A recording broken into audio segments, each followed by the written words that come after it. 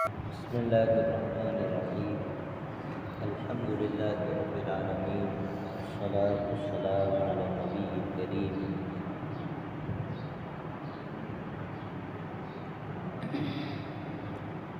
أعوذ بالله من الشيطان الرجيم. بسم الله الرحمن الرحيم. يا بني إسرائيل اذكروا نعمتي التي أنعمت عليكم وأني فضلتكم على العالمين. الحمدللہ،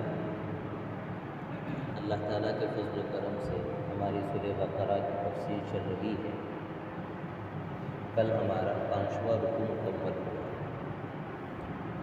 رکوع کے آخر میں جو بات تھی اور جو پیغام قرآن کریم کی آیات نے ہمیں دیا ہے وہ ہے تو 2 لفظوں کا کہ صبر کے ذریعے اور نماز کے ذریعے مدد حاصل کرو، لیکن اس کے پیچھے شریعت کا جو پورا سسٹم بیان کیا گیا ہے اور شریعت جس طرح کا صبر اور جس طرح کی نماز چاہتی ہے وہ اتنا پاورفل ہے کہ آدمی کی پرسنل لائف کو بھی اور سماجی لائف کو بھی بدل کر رکھ دے گا۔ اس لیے کل بہت اہمیت کے ساتھ یہ بات بتائی گئی تھی کہ ہم لوگ مسجد میں آتے ہیں، نماز ادا کرتے ہیں، یہ نماز ہماری ایسی ہونی چاہیے جیسی شریعت چاہتی ہے، اور شریعت کی اصطلاح میں اسے کہتے ہیں خاشعین کی نماز۔ اللہ کے جو وعدے نماز پر ہے کہ ان الصلاۃ تنہی عن الفحشاء والمنکر والبغی والمنکر، کہ نماز جو ہے آدمی کو برائی کے کاموں سے اور بے حیائی کے کاموں سے روک دیتی ہے۔ یہ وہ نماز نہیں ہے جو ہم لوگ عام طور پر تنخواہ دیتے ہیں، یہ وہ نماز ہے جس میں آدمی کی روح شامل ہوتی ہے، آدمی کا جذبہ شامل ہوتا ہے۔ اور قرآن کریم نے جس انداز سے بیان کیا ہے کہ خاشعین وہ لوگ ہوتے ہیں جن کو دل و دماغ میں بات بیٹھی رہتی ہے کہ ہم نماز پڑھ رہے ہیں، یہ وقتی اٹھ بیٹھ نہیں ہے، بلکہ اس کے بعد ہمیں اس کا حساب کتاب دینے کے لیے اللہ کے سامنے کھڑا ہونا پڑے گا، اور اس نماز کے بدلے میں ہمارے لیے آخرت میں بہت بڑے بڑے انعامات ہیں۔ اس سوچ کے ساتھ جو نماز پڑھی جاتی ہے وہ نارمل نماز نہیں ہوتی ہے، اس میں آدمی سیریس ہو کر نماز پڑھتا ہے۔ اس میں گویا کہ قرآن کریم نے ایک مسابقہ بولتا ہے نا، کمپٹیشن کا ماحول بنا دیا ہے کہ ہر آدمی کو مسجد میں آنے کے بعد یہ جذبہ سوار ہونا چاہیے کہ پوری مسجد میں سب سے اچھی میری نماز ہو، سب سے اچھی میری نماز ہو۔ یہ جذبہ جو ہے آدمی کے اندر، یہ اسپرٹ شریعت پیدا کرنا چاہتی ہے کہ تم جو نارمل نماز پڑھ کے مت چلے جاؤ، بلکہ یہ سوچو کہ یہ وہ آخری موقع ہے اور یہ وہ آخری نماز ہے جو میں زندگی میں ادا کر رہا ہوں۔ پھر یہ نماز ویسی کی ویسی میں لے کر اللہ سے ملوں گا، پھر یہ نماز ویسی کی ویسی لے کر میں میدان حشر میں پہنچنے والا ہوں جہاں یہ نماز پیش کی جائے گی اور مجھے پیش کیا جائے گا۔ اور یہ کوئی پرسنل معاملہ نہیں ہوگا، انبیاء ہوں گے، اولیاء ہوں گے، اللہ کی عظمت ہوگی، اور اس وقت میری نماز کے خیالات اور میری نماز کی اندر کی جو کیفیت ہے یہ پوری کی پوری ویژول کر کے دکھا دی جائے گی۔ تو اب آدمی ایسی حالت میں جب نماز پڑھنے آئے گا تو بتاؤ کہ، اور پھر اللہ کی عظمت کا احساس، خشوع کہتے ہی اس کو ہے کہ آدمی کے دل میں اللہ کی عظمت کا احساس ہو۔ میں اس مضمون کو واپس بیان کر رہا ہوں، اس لیے بیان کر رہا ہوں کہ اگر یہ ایک چیز اگر پیدا ہو گئی تو ہماری سال بھر کی تفسیر وصول ہوئی۔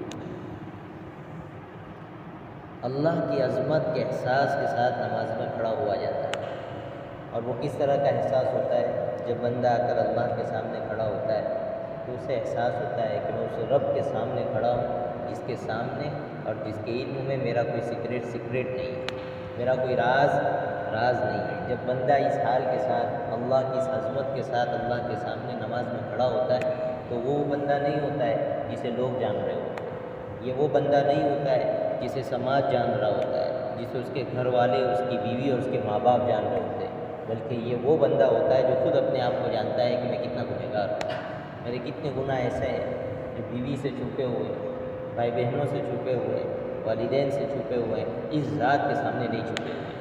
اب جب آدمی کھڑا ہوتا ہے نا نماز میں تو ڈرتے ڈرتے، کیسے ڈرتے ڈرتے، پتہ نہیں کیا ہوگا، اسی اللہ کے سامنے مجھے کھڑا ہونا ہے جس کی میرے ہر کالے اور سفید کا علم مجھے سمجھ۔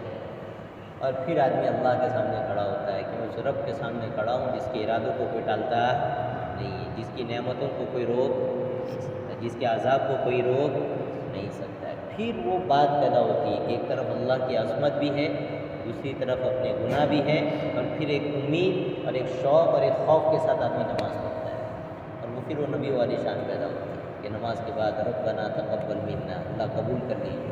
یہ نماز کے بعد جو استغفار کے مزے آدمی کو آنے لگتے ہیں۔ جو لوگ ایسی نماز پڑھتے ہیں، بتاؤ بھائیو جی، ان لوگوں کو کہاں یہ فرصت ملے گی کہ وہ مسجد میں آ کر دوسروں کی نمازوں کی نگرانی کریں کہ اس نے 2 پڑھی یا 4 پڑھی، اس نے رکوع میں 3 مرتبہ سبحان اللہ کہا یا 4 مرتبہ سبحان اللہ کہا۔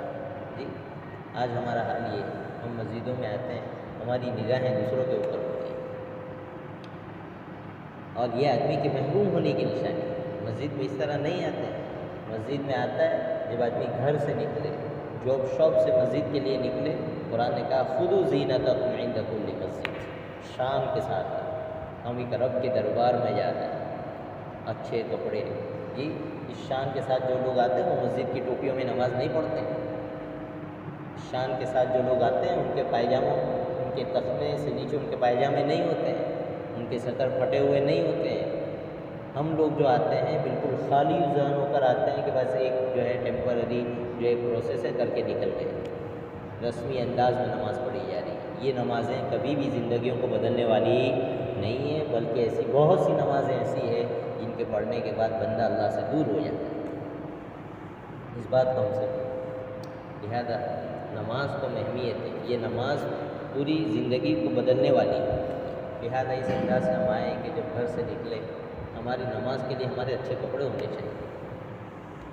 کم از کم آدمی باہر کی لائف میں جو ہے آزاد گھوم رہا ہے، مسجد میں آئے تو آدمی کے کپڑے پھٹے ہوئے نہ ہوں۔ کیا ضرورت ہے ایسے فیشنز کو فالو کرنے کی کہ وہ اللہ سے دور کر دیں؟ ہمارے تخنوں سے اوپر ہمارے پائجامے ہونے چاہیے۔ پھر آدمی مسجد میں آئے گا تو کیا بات کرنا کسی سے، اس کا جی کیوں کرے گا کسی سے بات کرے، وہ تو اپنا مسئلہ لے کر آیا ہے، اس کے بہت سارے گناہ ہیں جو وہ معاف کروانا چاہ رہا ہے، اس کی بہت ساری ضرورتیں جو اپنے اللہ سے پوری کروانا چاہ رہا ہے۔ اس کے پاس 10-15 منٹ کے اندر یہ وقت نہیں ہے کہ کسی سے کھڑا ہو کر باتیں کرتا پھرے یا کسی کی برائیاں اور عیب دیکھتا پھرے، اتنا وقت آدمی کے پاس بولو نہیں رہ جاتا ہے۔ لیکن وہ سیریس کنڈیشن بنا کر، سچویشن بنا کر لے کر آنی پڑے گی اپنی سوچ کے اندر کہ میں اپنے معاملات اور اپنے آخرت کے حالات کو صحیح کرنے کے لیے مسجد میں جاؤں۔ پھر جب ہم آئیں گے بھائی بہت مزہ ہے نماز میں۔ پھر وہ میں نے کہا تھا نا کہ حضور نے فرمایا جعلت قرۃ عینی فی الصلاۃ، نماز میں میری آنکھوں کی ٹھنڈک ہے، ہمیں اس کے مطلب سمجھ میں آنے لگے۔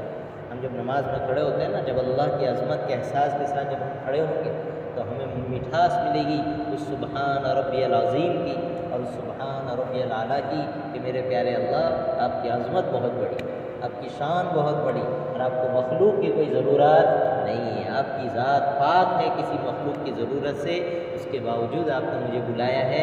پھر وہ ماں والا پیار اور ماں والے پیار کی مٹھاس ہمیں محسوس ہوگی کہ جس طرح بچہ کھیل رہا ہوتا ہے باہر، ماں جو ہے بیچ میں بلا لیتی ہے بیٹا پانی پی، تھوڑی دیر بلا لی بیٹا دودھ کا ایک گلاس پی، اس طرح آدمی کو احساس ہوتا ہے۔ سبحانہ بولتے کہ نہیں، سبحانہ کا مطلب یہ اللہ کی ذات پاک ہے، اسے ہماری عبادتوں کی کوئی ضرورت نہیں ہے۔ اور جب اس احساس کے ساتھ آدمی تسبیح پڑھ رہا ہے، اس کے اندر فیلنگ جاگتی ہے محبت کی کہ پیارے اللہ آپ کو تو میری عبادت کی کوئی ضرورت نہیں ہے، میں کہاں مارکیٹ میں اور اس جاب شاپ میں کن بندوں میں پڑا ہوا تھا، آپ نے مجھے بلایا تاکہ آپ مجھے نوازیں، جنت کے خزانے میرے حوالے کریں اور میری دنیا کے معاملات کو حل کر دے۔ 5 وقت کا بلانا پھر آدمی کو اتنا میٹھا لگتا ہے جیسے ماں 5 وقت بلا کر کہتی بیٹا یہ کھا لے، یہ پی لے اور یہ تیری ضرورت پوری کر لے، اس طرح اللہ کا بلانا آدمی کو بھانے لگتا ہے۔ پھر وہ والی بات ہوتی ہے وَرَجُلٌ قَلْبُهُ مُعَلَّقٌ فِي الْمَسَاجِدِ، کہ پھر آدمی ایسا رہتا ہے کہ جاب شاپ میں رہ کر بھی دل کہاں لگا رہتا ہے، مسجد میں لگا رہتا ہے۔ اس کے مزے الگ ہے بھائی، ان مزوں کو پیدا کرنے کی پریکٹس کرنی پڑے گی، محنت کرنی پڑے گی، کریں گے کہ نہیں کریں گے؟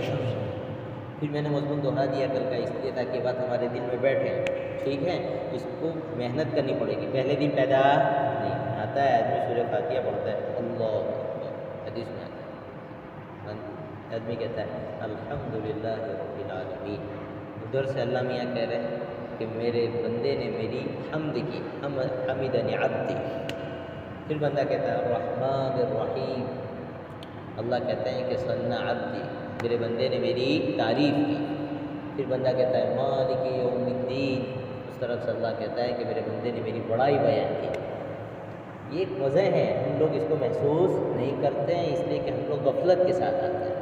کس کے ساتھ آتے ہیں؟ صرف بندے محنت کرتے ہیں، محنت کرنے کے بعد دنیا کی ہر چیز حاصل ہوتی ہے، تو بتاؤ اللہ کا قرب حاصل نہیں ہوتا؟ لیکن یہ چیزیں محنت کرنے کی۔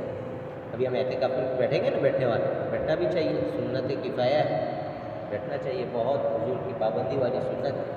اس میں ہم آدمی کوشش کریں، یہاں مسجد میں بیٹھ گیا تو اس طرح کی نمازیں 2 رکعتیں پڑھ کر آدمی کیا کریں، کوشش کریں کہ یہ والی چیز میرے اندر پیدا ہو جائے۔ لوگوں نے سالوں محنت کی تو ان کو وہ شان عطا ہوئی کہ جو عبادت کی شان ہے، کہ بندے عبادت کرے تو حال سے خالی نہیں ہونا چاہیے، یا تو وہ اللہ کو دیکھ رہا ہو یا پھر اللہ اس کو دیکھ رہے۔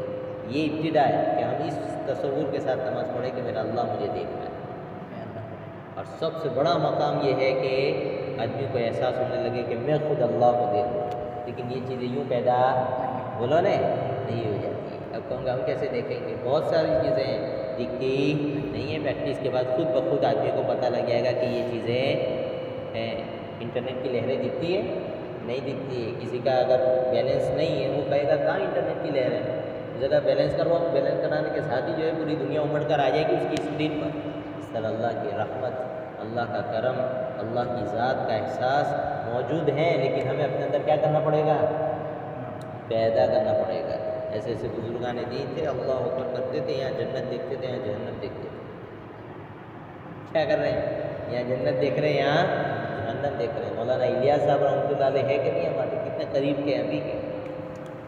اس طرح جنت اور جہنم کو بیان کرتے تھے کہ ان کی باڈی لینگویج سے صاف معلوم ہوتا تھا کہ یہ بندہ میدان حشر میں بیٹھا ہوا، اتنا احساس، اتنا یقین اپنے اندر پیدا کیا ہوتا ہے۔ تو ایک اچھا حال پیدا ہوا کہ نہیں ہوا؟ لوگ دین کی طرف آئے کہ نہیں آئے؟ بہرحال یہ چیز پیدا کرنے کی ہے، بولو پریکٹس کریں گے ہم لوگ۔ اب دیکھو ہم آگے چل رہے ہیں۔ یا بنی اسرائیل اذکروا نعمتی التی، میں نے کہا تھا کہ اللہ تعالیٰ بنی اسرائیل ایک پورا خاندان کیا ہے؟ پورا، صرف یہودی پورا خاندان جو حضرت ابراہیم میں حضرت یعقوب علیہ السلام سے جو چلا ہے۔ حضرت ابراہیم کے 2 بیٹے تھے، حضرت اسحاق تھے، پھر حضرت اسماعیل۔ حضرت اسماعیل کی نسل میں آگے کوئی نبی نہیں آئے، سب سے آخر میں آئے، وہ بھی کون؟ حضور اقدس صلی اللہ علیہ وسلم۔ اس طرف حضرت اسحاق تھے، ان کے بیٹے حضرت یعقوب ہیں، اور ان کے 12 بیٹے، اور پھر نیچے تک جو ہے اللہ تعالیٰ نے نبوت بھی دی اور سلطنت بھی دی، بادشاہت بھی دی۔ تو انہیں بنی اسرائیل کہتے ہیں۔ انہیں کیا کہتے ہیں؟ قرآن بھی انہیں بنی اسرائیل کہتے ہیں۔ ایک خاص نسل ہے، ان کو اللہ تعالیٰ نے سب سے بڑا انعام یہ دیا تھا کہ دنیا کی دوسری قومیں جب بت پرستی میں پڑی ہوئی تھی اور ان کو سچے اور ایک معبود کا پتہ نہیں تھا، اس زمانے میں اللہ تعالیٰ نے ان لوگوں کو توحید کا راستہ دکھانا تھا۔ یہ سب سے بڑی نعمت ہے کائنات میں، اللہ کی وحدانیت کا علم اور اللہ کی توحید والا مذہب، یہ انسانیت کے لیے سب سے بڑا جو ہے انعام ہے۔ اللہ کہہ رہے ہیں میری اس نعمت کو یاد کرو کہ میں نے ہمیں تمہیں خاندانی طور پر جو ہے اپنا مذہب دے رکھا تھا، اور تمہارے اندر ہم نے نبی پیدا کیے۔ کیا پیدا کیے؟ حضرت یعقوب سے لے کر حضرت عیسیٰ علیہ السلام کے درمیان 4000 نبی بھیجے اللہ نے ان کے خاندان میں، اور حکومتیں بھی اللہ تعالیٰ نے ان لوگوں کو دے رکھی تھی۔ اللہ کہہ رہے ہیں میری ان نعمتوں کو یاد کرو۔ اور اس کے ساتھ درمیان میں ان کے حضرت موسیٰ علیہ السلام کے زمانے کے جو لوگ تھے اس خاندان کے، ان کے اوپر تو اللہ کے بہت سارے انعامات گئے۔ اللہ کہہ رہے ہیں ان انعامات کو یاد کرو۔ یا بنی اسرائیل اذکروا نعمتی التی انعمت علیکم وانی فضلتکم علی العالمین۔ اور جب یہ خطاب تمہیں سنایا جا رہا ہے، وہاں تک ہم نے پورے جہاں کے لوگوں پر تمہیں کیا دے رکھی تھی؟ فضیلت دے رکھی تھی۔ معلوم ہوا کہ آدمی کا صحیح مذہب پر ہونا یہ اس کے افضل ہونے کی نشانی ہے۔ یہ اللہ کی بہت بڑی نعمت ہے۔ بتاؤ ہمیں کبھی احساس ہوتا ہے کہ ہمیں اللہ نے اسلام دے رکھا ہے؟ کبھی خوشی ہونی چاہیے، تنہائیوں میں اللہ کا شکر ادا کرنا چاہیے کہ اللہ نے ہمیں کیا دیا ہے؟ اسلام دیا۔ یہ بہت بڑی نعمت ہے۔ بس ایک چیز کی دیر ہے، مرو، مرنے کے بعد پتہ لگے گا کہ یہ کتنی بڑی نعمت ہے۔ جب تک آدمی مرے گا نہیں اس کو پتہ نہیں لگے گا. وہ سسٹم جب دیکھے گا, وہاں کا رسپیکٹ دیکھے گا, وہاں کی عزت دیکھے گا, تب پتہ لگے گا کہ سینے میں ہم کون سا عقیدہ لے کر اٹھتے ہیں. تب پتہ لگے گا کہ کائنات جو ہے قربان کی جا سکتی ہے, لیکن اس عقیدے کا سودا بولو نے نہیں کیا جا سکتا. اتنی بڑی نعمت اللہ نے ہمیں خاندانی طور پر دی ہے. ابا بھی مسلمان تھے اور ہم بھی بولو نے مسلمان. اللہ کا احسان فضل. اللہ فرما رہے ہیں کہ میری ان نعمتوں کو یاد کرو. یہودیوں سے اور بنی اسرائیل یعنی اس خاندان کے لوگوں سے کہا جا رہا ہے میری اس نعمت کو یاد کرو. اب وہ نعمتیں کیا تھی؟ حضرت موسیٰ کے زمانے میں جو اللہ نے نعمتیں کی تھیں وہ پورے واقعات اللہ ان کو گنا رہے ہیں. حضور کے زمانے کے جو یہودی ہیں نا ان کو سنا رہے ہیں کہ دیکھو ہم نے تمہارے خاندان پر یہ نعمتیں کر رکھی, لہٰذا اس کا تقاضا ہے کہ تم کس کی عبادت کرو؟ ہماری عبادت کرو, ہمارے حضور آئے ان کو فالو کرو, اس کے علاوہ تمہارا کوئی راستہ نہیں ہے. اللہ آگے فرما رہے ہیں وَاتَّقُوا يَوْمًا لَا تَجْزِي نَفْسٌ عَن نَفْسٍ شَيْئًا. اللہ کہہ رہے ہیں کہ دیکھو ایک تو میری نعمتوں کو یاد کرو, اس سے تمہارے اندر شرم پیدا ہوگی. کیا پیدا ہوگی؟ شرم. کہ اتنا کھا رکھا ہے ہم نے اس رب کا, ہم کس منہ سے اس رب کی نافرمانی پیدا کریں. اور دوسرا یہ کہ پھر اس دن کو بھی یاد کرو, قیامت کے دن کو. کس کو؟ جب اس دن کو یاد کرو گے تو تمہارے اندر خود بخود جو ہے آخرت کی فکر پیدا ہوگی, اور تم جو ہے شوق سے نہ کہیں تو خوف کی وجہ سے کیا کر لو گے؟ اسلام کو فالو کر لو گے. وہ دین کیسا ہے؟ اللہ کہہ رہے ہیں وہ دین ایسا ہے لا تجزی نفس عن نفس شیئا, جس دن کوئی کسی کے کام آنے والا نہیں ہے. دیکھو یہودیوں کی اور عیسائیوں کی کچھ مانیتیں تھیں, اور یہ سب بنی اسرائیل میں آتے ہیں. میں نے بتایا تھا کہ یہودی بھی اور اکثر عیسائی اسی نسل سے تعلق رکھتے ہیں, لہذا ان کے کچھ عقیدے ہیں. ان میں سے یہودیوں کا یہ عقیدہ تھا کہ ہمارے باپ دادا نبی رہے, اب ہمارے عقیدے کیسے بھی ہو اور ہم کیسے بھی ہو, بہرحال ہماری بخشش ہو جائے گی. کیا ہو جائے گی؟ بخشش ہو جائے گی. اور اگر ہم کو چند دن کے لیے اگر جہنم میں ڈالا بھی تو کہہ رہے ہیں کہ چند دن کے لیے. کتنے دن کے لیے؟ لن تمسنا النار الا ایاما معدودا, چند دن کے لیے ہمیں جہنم میں بھیجیں گے, پھر ہماری چھٹی ہو جائے گی. اس لیے کہ ہم ابناء اللہ و احباہ, ہم تو اللہ کے پسندیدہ لوگ ہیں. اللہ نے ان سے کہا ہے قرآن میں کہ اگر تمہارا یہ دعویٰ سچا ہے کہ تم کون ہو؟ اللہ کے پسندیدہ اور ولی ہو, تو مرنے کی تمنا کرو, یعنی ہمارے پاس آنے کی تمنا کرو. لیکن قرآن کہتا ہے یہ کبھی بھی مرنے کی تمنا کرنے والے نہیں ہیں. ان کو پتہ ہے ہم نے کتنے کباڑے کر رکھے ہیں مذہب میں. بہرحال تو اللہ تعالیٰ ان سے کہہ رہے ہیں کہ کوئی کسی کے کام آنے والا نہیں ہے. مطلب یہ کہ تمہارا عقیدہ صحیح نہیں ہے تو اوپر کے بڑے لوگ تمہیں بچا نہیں سکتے. اللہ کے یہاں کسی کی کوئی رشتہ داری بولو نا بھائیو نہیں ہے. عقیدہ صحیح ہے تو کام چلے گا, ورنہ کام چلنے والا بولو نا نہیں ہے. اگر کوئی کافر ہے اور وقت کے نبی کا بیٹا بھی ہے تو اس کے لیے کوئی گنجائش نہیں ہے. وہ یاد کرو حضرت نوح علیہ السلام کا واقعہ ہے. حضرت نوح کے بیٹے کو حضرت نوح آخر تک مناتے رہے کہ بیٹا مان جا, عذاب سامنے آ گیا, کہا بیٹا دیکھ پانی آ گیا مان جا.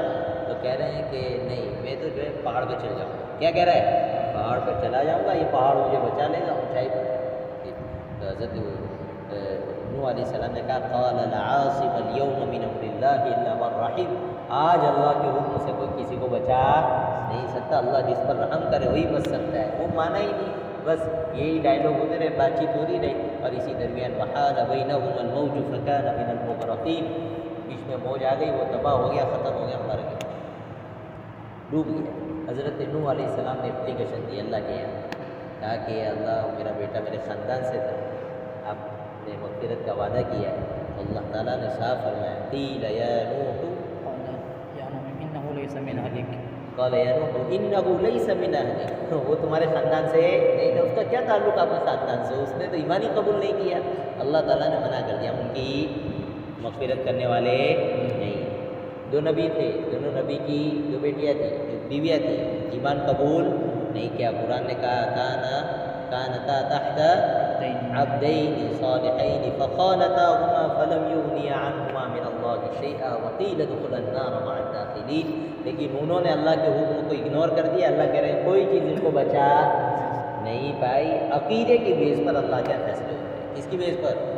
عقیدے کی بنیاد پر اللہ معاف کرے گا, اور عقیدے کی بنیاد پر اللہ پکڑے گا. دیکھو نبی کی بیویاں ہیں, اللہ نے چھوڑا جاؤ جہنم, نہیں سمجھ میں. اور اس طرف دیکھو وقت کے فرعون کی بیوی ہے. کس کی؟ وقت کے فرعون کی, جس نے دعویٰ کر رکھا ہے کہ میں کون ہوں؟ پروردگار ہوں, خدا ہوں. لیکن اس کی بیوی نے کہا کہ تو جھوٹا ہے. میں اس اللہ پر ایمان لاتی ہوں جس کی دعوت کون دے رہے ہیں؟ حضرت موسیٰ دے رہے ہیں۔ اللہ نے اس عورت کو بچا لیا، اللہ نے اس عورت کی تذکیر قرآن میں کر دی، اور اللہ نے کہہ دیا یہ کامیاب لوگوں میں سے ہیں۔ کس میں سے ہیں؟ کامیاب، جنت ہے ان کے لیے۔ بتاؤ کہ اصل چیز کیا ہو گئی؟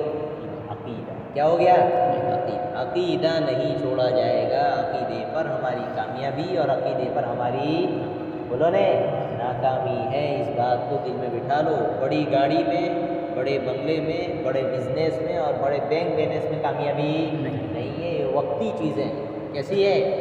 نہ سمجھ میں آتی ہو تو 10 گھنٹے 5 گھنٹے فارغ کر کے قبرستان جاؤ اور قبر والے سے پوچھ لو کہ کون سی پراپرٹی کام لگ گئی، کون سی شان کام لگ گئی، کوئی چیز کسی کو بچا نہیں سکتی ہے، سب چیزیں چھوٹ جائے گی۔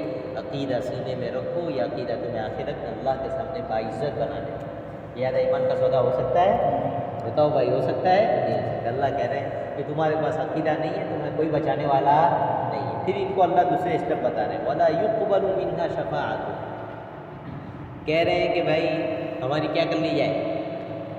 سفارش کر لی جائے۔ جی کہہ رہے ہیں کہ سفارش بھی کام لگنے والی نہیں ہے، کہ کوئی ہم یعنی وہی کہ بھائی کوئی اوپر کا نبی ہماری سفارش کر دے۔ اللہ کہہ رہے ہیں نہیں چلے گی، اس لیے کہ تمہارے پاس ایمان نہیں ہے۔ وَلَا يُؤْخَذُ مِنْهَا عَدْلٌ۔ پھر ان کا ایک عقیدہ تھا کفارے کا۔ کس کا تھا؟ یہ عیسائیوں میں زیادہ ہے اور یہودی بھی اس کو مانتے ہیں کہ بھائی حضرت عیسیٰ علیہ السلام آئے اور نعوذ باللہ اللہ کے بیٹے تھے، اور انہوں نے جو ہے انسانیت کے اندر جو گناہ تھا اس کو پاک کرنے کے لیے وہ کیا کر گئے؟ صلیب پر چڑھ گئے اور اس کے بعد سب کا کفارہ ہو گیا۔ اب دیکھ لو عیسائی دنیا پوری زنا میں ڈوبی ہوئی ہے ایک کفارے کے عقیدے کی وجہ سے۔ سوچتے ہیں کچھ بھی کریں گے کچھ ہونے والا، اللہ کہہ رہے ہیں نہیں، اس طرح کسی کا کوئی کفارہ نہیں لیا جائے گا۔ وَلَا تَزِرُ وَازِرَةٌ وِزْرَ أُخْرَىٰ۔ اللہ کے یہاں کوئی کسی کا بوجھ اٹھانے والا نہیں ہے، ہر آدمی کا گناہ اس کے سر ہوگا۔ جی اور دوسری رشتہ داریاں تو چھوڑو، قرآن یہ کہتا ہے وَإِن تَدْعُ مُثْقَلَةٌ إِلَىٰ حِمْلِهَا لَا يُحْمَلْ مِنْهُ شَيْءٌ وَلَوْ كَانَ ذَا قُرْبَىٰ۔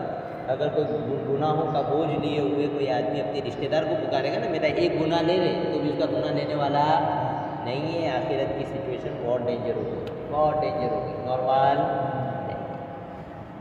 تو کوئی بدلہ بھی ان سے نہیں لیا جائے گا، پیسے کھلا دیے، یہ دے دیا، کوئی چیز آخرت میں بچا نہیں سکتی۔ اللہ دوسری جگہ کہتے ہیں کہ یود المجرم لو یفتدی من عذاب یومئذ ببنیہ، کہ مجرم یہ چاہے گا کہ وہ جو ہے پوری زمین، کیا پوری زمین اللہ کو فدیے میں دے دے، مجھے عذاب سے بچا لو۔ اللہ کہہ رہے ہیں ہم چھوڑنے والے، سونا بھر کر دے دو پوری زمین، پھر بھی اللہ کہہ رہے ہیں کہ تم ہمارے عذاب سے بچ نہیں سکتے۔ ایک ہی چیز بچا سکتی ہے، وہ کیا ہے؟ صحیح عقیدہ۔ صحیح عقیدہ چاہیے اللہ پر، اس کے رسول پر، اس کے دین پر۔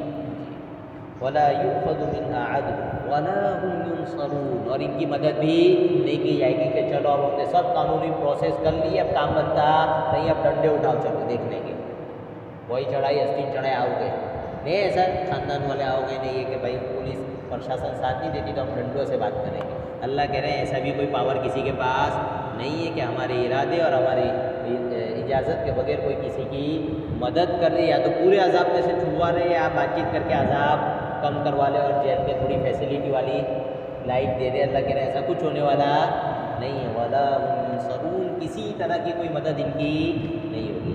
یہ پورا ان کے عقیدے کا جو بگاڑ تھا اللہ نے اس آیت میں ختم کر دیا کہ تم عقیدہ صحیح کیے بغیر جتنی بھی آس اور تمنا لے کر بیٹھے ہو یہ کوئی کام آنے والا نہیں ہے۔ تو اس میں ہمارے لیے سیکھنے کا یہ ہے کہ ہم اپنا عقیدہ خراب بولو نہ کریں۔ مارکیٹ میں بہت کچھ الٹا سیدھا چل رہا ہے، قادیانیت چل رہی ہے، شکیلیت چل رہی ہے، پتہ نہیں کیا سے کیا چل رہا ہے۔ عقیدے خراب کرنے کی خوب محنت ہو رہی ہے، صرف یہ نہیں عقیدہ خراب کرنا کہ بھائی کافر ہو جاؤ یا ہندو ہو جاؤ، یہ صرف عقیدہ خراب کرنا نہیں ہے، مسلمان رہتے ہوئے بھی کافر بنانے کی بھرپور کوششیں ہو رہی ہے۔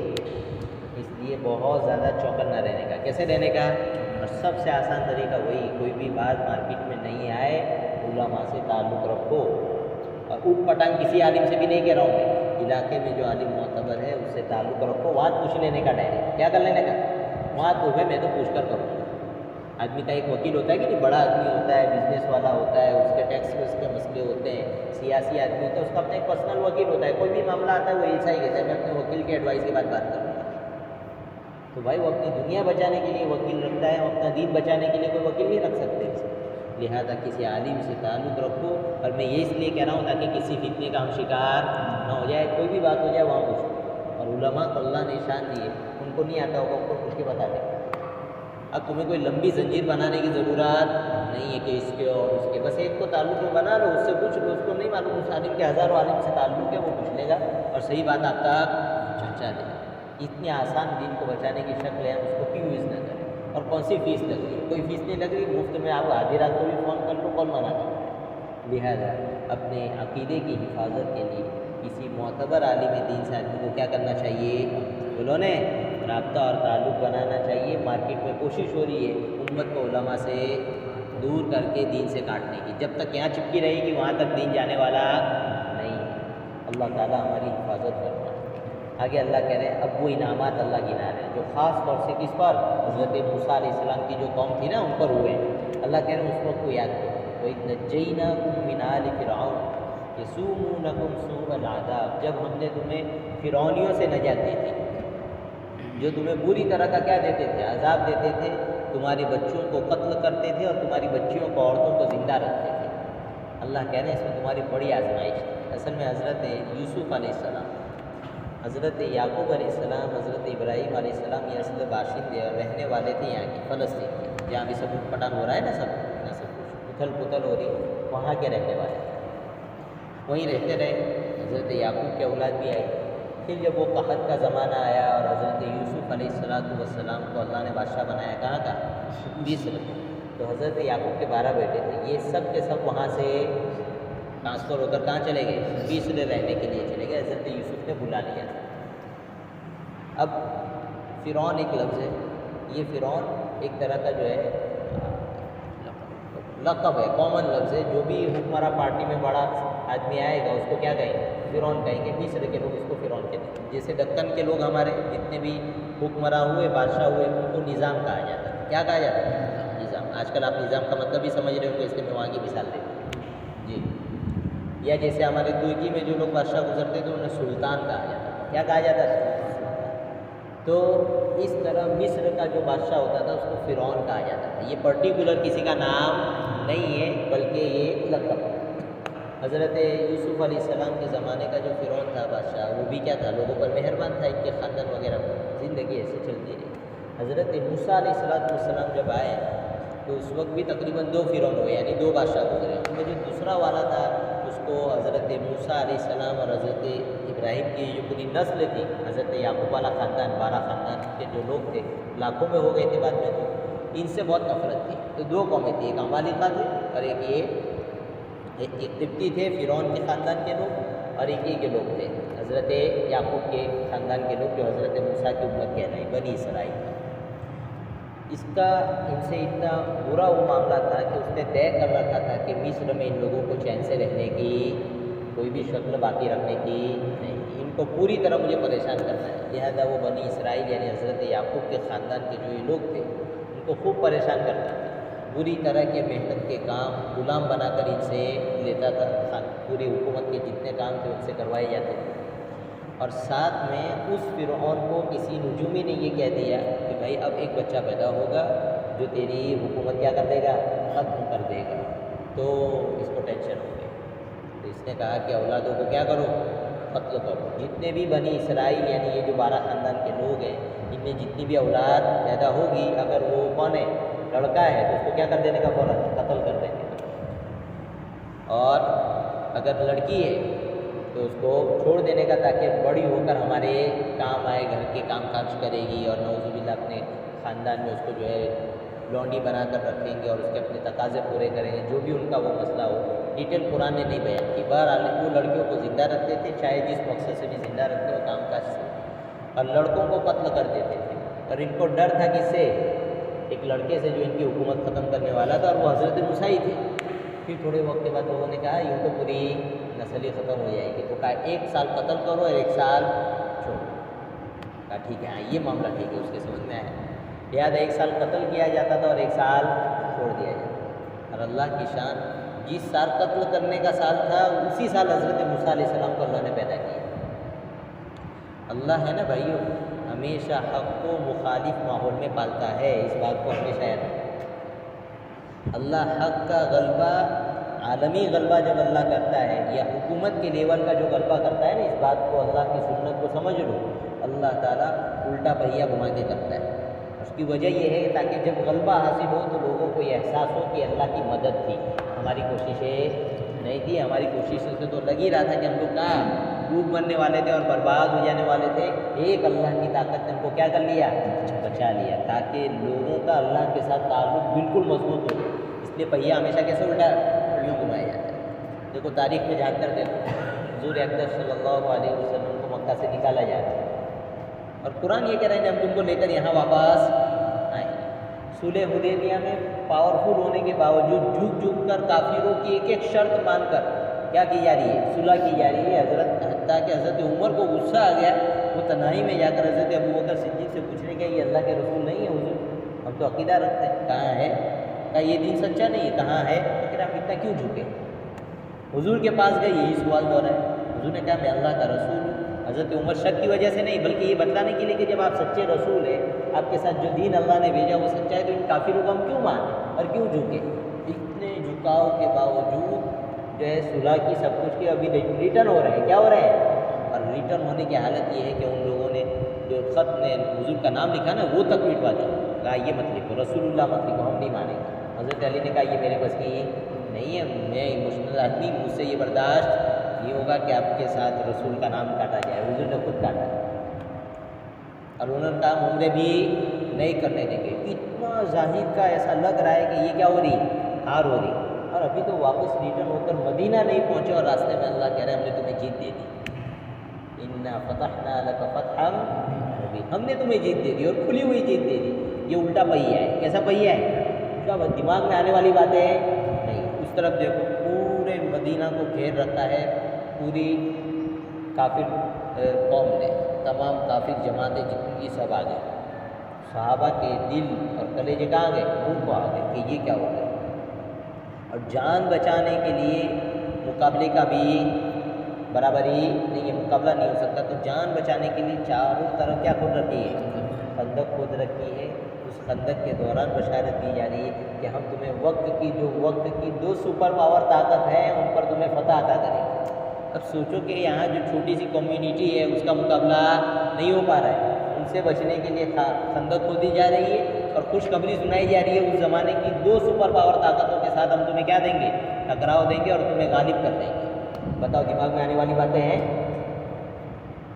لیکن وہی بات جو لوگ ان آنکھوں سے اور اپنی اس چھوٹی سی عقل سے حالات کو پڑھنے اور اللہ کی قدرت کو اسی چھوٹی سی جو ہے میزان اور ترازو پر رکھ کر تولنے کے عادی ہوتے ہیں وہ ہمیشہ انکار کرتے ہیں، اس لیے کہ ان کی عقل اور بھیجے میں اترتی نہیں ہے۔ اگر اترتی تو بھائی وہی کیوں لاتے؟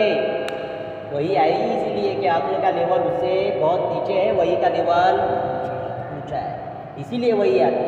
لہٰذا یہودیوں اور منافقوں نے تو اس وقت خوب ٹک کر مذاق اڑائی حضور کی بھی اور صحابہ کی، کہ ان کا حال دیکھو، ان سے یہاں بھی جان نہیں بچائی جا رہی اور یہ کہہ رہے ہیں کہ ہمیں جو ہے قیصر اور کسریٰ کی حکومتیں دی جائیں۔ لیکن بتاؤ کہ بعد کے زمانے میں اللہ نے دی یا نہیں دی؟ صحابہ نے فتح کیا کہ یا نہیں کیا؟ ان کی بڑی بڑی طاقتیں یہ سوچنے پر مجبور ہو گئی کہ یہ انسان کے بچے ہیں یا کوئی اور مخلوق ہے۔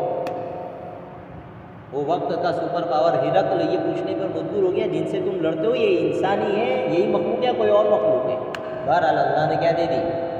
بتاؤ نا، کامیابی۔ سراقہ ابن جوشم بھاگ کر گئے پکڑنے کے لیے حضور کو، حضور چھپ چھپا کر جا رہے ہیں اور سراقہ ابن جوشم نے کہا کہ گھوڑے کا پاؤں جو ہے دھس جانے کے بعد حضور نے جب کہا کہ ٹھیک ہے اب جا سکتے ہیں، اس وقت حضور نے ان سے بشارت دی تھی سراقہ ابن جوشم کو بھی ایمان نہیں لائے کہ قیصر کے کنگن تیرے ہاتھ میں ہوں گے۔ اور جب حضور کی وفات ہو گئی اور بعد میں جب وہ قیصر کا قلعہ فتح ہوا اور وہ کنگن ان کو پہنائے گئے تو وہ رونے لگے، تب مجھے وہ دن یاد آیا، میرے حضور نے مجھ سے وعدہ کیا اور یہ آج دن پورا ہو کر رہا۔ تو بھائیوں میں یہ بات سمجھا رہا ہوں کہ اللہ حق کو ہمیشہ کس ماحول میں پالتے ہیں؟ مخالف ماحول میں۔ الٹا پہیا جب گمراہ ہوتا ہے اور لگ رہا ہوتا ہے کہ اسلام ختم، اس وقت اللہ تعالیٰ کے اندر کوئی پلاننگ ایسی چل رہی ہوتی ہے کہ اللہ تعالیٰ اہل حق کو کامیاب کرتے ہیں۔ کیا کرتے ہیں؟ تو بتاؤ، مخالف ماحول دیکھ کر نا امید ہونا چاہیے، امید ہونی چاہیے۔ رات کی اندھیری جتنی بڑھتی ہے یہ صبح کے آنے کا اعلان ہوتا ہے۔ یہ کیا ہوتا ہے؟ یہ حالات کو قرآن سے سمجھو، اللہ تعالیٰ اپنا نظام چلاتا ہے، یہ الگ بات ہے کہ اللہ تعالیٰ جب قوم مسلم قوم حق سے دور ہو جاتی ہے تو اللہ مار کھلواتا ہے. جی یہ اللہ نے سسٹم خود قرآن میں بیان کیا وَيَتَّخِذَ مِنْكُمْ شُهَدَاءَ تمہارے اندر ہم شہید لوگ بناتے ہیں، یعنی بہت سارے لوگوں کو شہید کروا دیتے ہیں. پھر تمہیں جو ہے ان حالات سے لانے سے دور جاؤ گے، لپٹ کر بھاگ دوڑ کر آؤ گے، ہمارے پاس آؤ گے، توبہ کرو گے، ہم تمہیں پاک صاف کریں گے، پھر ہم تمہیں کافروں سے ٹکرائیں گے، پھر کافروں کو ختم کریں گے، پھر تمہیں ہم جیت دیں گے. بہرحال تو یہاں پر بھی دماغ کو عقل کیا کہہ رہی ہے کہ اس سال میں پیدا کرنا چاہیے تھا جس سال میں قتل کرنے کا سسٹم موقوف ہے، رکا ہوا ہے، لیکن اللہ نے اس سال میں پیدا نہیں کیا. کون سے سال میں پیدا کیا؟ باقاعدہ جب قتل کی پوری پلاننگ چلی اس وقت. اب اماں بھی ٹینشن میں، بہن بھی ٹینشن میں، ہوگا کیا؟ اللہ نے کہا کہ کہاں ڈال دوں؟ دریا میں ڈال دوں. اور یہ دریا میں جا رہا ہے تو ایسا تھا کہ کہیں اللہ پالیں گے اس کو اپنے قدرتی نظام سے. اللہ نے پہنچا دیا اسی کے گھر میں جہاں پر قتل کا پورا کیا چل رہا تھا، پلان چل رہا تھا، اسی کے گھر پہنچا دیا. اس گھر میں اللہ نے بتاؤ کہ اسی عورت کی اللہ نے محافظ بنا کر کھڑا کیا ہے نہیں کیا، اور اسی عورت کے ذریعے حضرت موسیٰ کو پالا یا نہیں پالا، اور اسی فرعون کے ناک کے نیچے اللہ نے اپنے نبی کو بڑا کر کے دکھایا یا نہیں دکھایا. کہ اللہ بتاتے ہیں کہ باطل طاقت کتنی بھی پاورفل نظر آئے اسی کے ناک کے نیچے ہم حق کو پال سکتے ہیں. تو یاد رکھو حق پودے کی طرح ہوتا ہے، وہ دھیرے دھیرے دھیرے بڑا ہوتا ہے لیکن زمین میں اس کے قدم بہت مضبوط ہوتے ہیں. اور باطل دھوئیں کی طرح ہوتا ہے، آنن فانن آتا ہے اور آنن فانن ختم ہو جاتا ہے. 10 سال 20 سال 50 سال حق جب آتا ہے صدیوں پر اس کا اثر باقی رہتا ہے. اس لیے گھبرانے کی کوئی ضرورت نہیں ہے. تو اللہ ان کو یاد دلا رہے کہ اس وقت کو یاد کرو جب تمہارے بچنے کا کوئی سسٹم تمہیں نظر نہیں آتا تھا، تمہاری اولاد کو قتل کرتے تھے اور بچوں کو چھوڑ دیتے تھے. اللہ کہہ رہے ہیں اس میں تمہارے لیے بڑی آزمائش تھی، بڑا امتحان تھا. واقعی اللہ کہہ رہے ہیں، امتحان لینے والا خود کہہ رہا ہے کہ میں نے تمہارا بہت بڑا امتحان لیا ہے. لیکن اللہ تعالیٰ فرما رہے ہیں کہ اس میں ان کے لیے انعامات بھی تھے. کیا تھے وہ انعامات؟ اللہ آگے بیان کر رہے ہیں. انشاءاللہ اس کو کل دیکھیں گے. اب ایک ایک واقعہ قرآن سناتا جائے گا، میں بھی آپ کو واقعہ سنا کر آگے نکلتا جاؤں گا. جو سیکھنے کی بات ہوگی وہ بتا دی جائے گی. آج ہمیں یہ سمجھنا ہے کہ اللہ حق کو ہمیشہ کیسے پالتا ہے؟ مخالف ماحول میں پالتا ہے. لہذا حالات بگڑے تو یہ عقیدے کے سمجھوتا کرنے کا وقت نہیں ہوتا ہے، عقیدے پر جمنے کا وقت ہوتا ہے. کائے کا وقت ہوتا ہے؟ یاد رکھو ہیرو ہر قوم میں مخالف حالات میں پیدا ہوتے ہیں. کب پیدا ہوتے ہیں؟ جب حالات خراب ہوتے ہیں نا، اسی وقت مذہبی رہنما بڑے بڑے پیدا ہوتے ہیں، بڑے بڑے نوجوان جن کے بارے میں لوگوں کو گمان بھی نہیں ہوتا کہ کل کا یہ ولی اللہ بنے گا، کل کا یہ شہید بنے گا. یہ آج کا ناچنے گانے والا نوجوان کل کو دین کے لیے یوں پہاڑ کی طرح کھڑا ہو جاتا ہے. اللہ تعالیٰ اپنے بندوں کو توفیق ایسی دیتے ہیں. اللہ تعالیٰ ہمیں دین کی صحیح سمجھ عطا فرمائے. ہمارے اعتکاف کا بھی اب آج سے شروع ہو رہا ہے. زیادہ سے زیادہ لوگ اعتکاف میں بیٹھنے کی کوشش کریں. ہمارے کچھ بھائی تو متعین ہو گئے، دوسرے بھی ابھی استخارہ کر لیں. آدھا گھنٹہ ہے تو جو شکل ہو تو اللہ تعالیٰ آپ کے لیے آسان کرے. یہ سنت کفایہ سنت مؤکدہ علی الکفایہ. اس کا مطلب یہ ہوتا ہے کہ ایک بستی میں جو مسجد ہے اس میں سے اگر کوئی بھی نہیں بیٹھا تو پوری بستی کو گناہ ہوگا. تب بتاؤ جو لوگ بیٹھ رہے ہیں وہ ہمارے مددگار ہے یا نہیں؟ یہ ایک طرح کا سائلنٹ جو ہے ایگریمنٹ ہے کہ چلو بھائی تم دنیا کے کام کر لو، یہ پوری بستی کا جو فرض تھا وہ ہم ادا کر لو. تو بتاؤ یہ ہمارے لیے احترام کے لوگ ہیں یا نہیں؟ دل میں ان کا احترام اور ان کی محبت ہونی چاہیے. ان کے لیے دعا ہونی چاہیے کہ اللہ آپ نے ان کو توفیق دی، ان کی برکت سے پوری بستی کے لیے اللہ اپنی ہدایت کے فیصلے فرما دیجیے. اللہ تعالیٰ بیٹھنے والوں کو قبول فرمائے اور دوسروں کو بھی اللہ توفیق عطا فرمائے.